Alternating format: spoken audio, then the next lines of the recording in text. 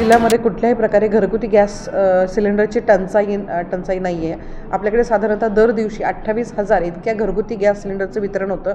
तितका स्टॉक आपल्याला कंपनीवरून आपल्याला इथं प्राप्त होत असतो. त्याच्यामुळे घाबरून जायचे काहीही कारण नाही तिथे. त्यासाठी कुणीही नागरिकांनी गॅस एजन्सीसमोर आपण रांगा लावण्याची आवश्यकता नाही आहे. फक्त त्याचा जो काय पिरियड आहे, बुकिंगचा पिरियड आहे, तो 21 दिवसावरून 25 दिवस केलेला आहे, इतकाच आहे. त्यातही ज्या घरामध्ये एकच सिलेंडरचं कनेक्शन असेल तर त्याला बुकिंगमध्ये प्राधान्य असेल आणि त्याला डिलिव्हरीमध्ये सुद्धा प्राधान्य असेल.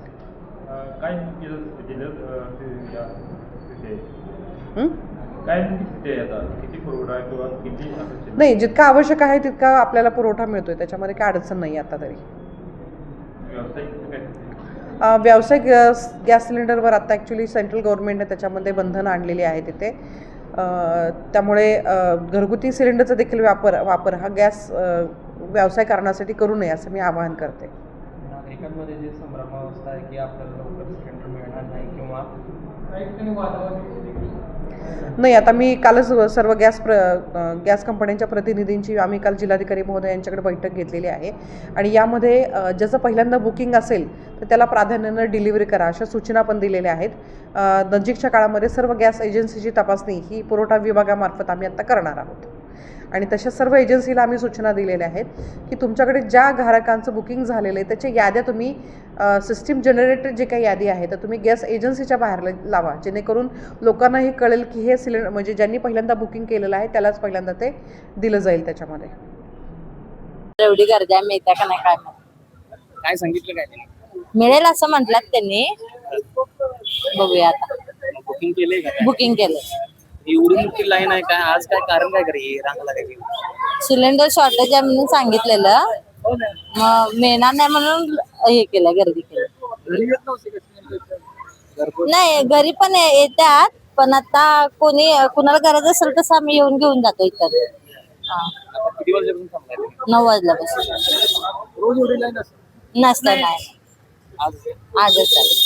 सामान्य नागरिकाला फक्त आहे किचन पर्यंत त्रास येऊन पोहोचला घेतला. होय,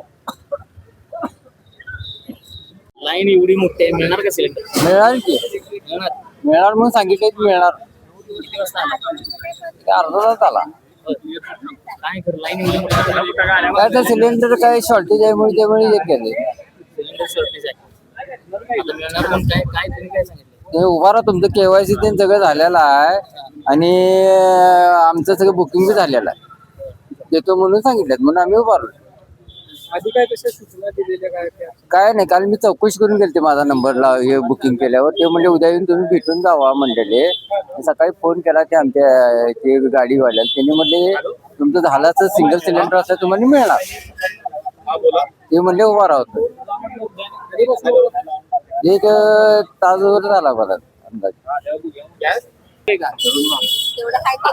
मिळणार म्हणून सांगितलंय का?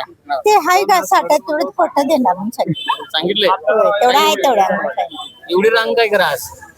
घरी येणं झाले ना सिलेंडर आणि ऑनलाईन बुकिंग पण होईना झाले म्हणून लोक आले. कशामुळे करे काय परिणाम? दर पण वाढलाय. दर वाढलाय तर सिलेंडर तर पाहिजेच घरात, त्याशिवाय चालणार नाही. दर किती झालाय? दर पण वाढलाय, पण सिलेंडर पाहिजेच ना घरी, त्याशिवाय खायचं वगैरे सगळंच वाढलं. आता म्हणून मग थांबले अजून. युद्धामुळे कुठे दर वाढलाय काय कारण सांगतात, खरं कारण आता काय. होय तेच की.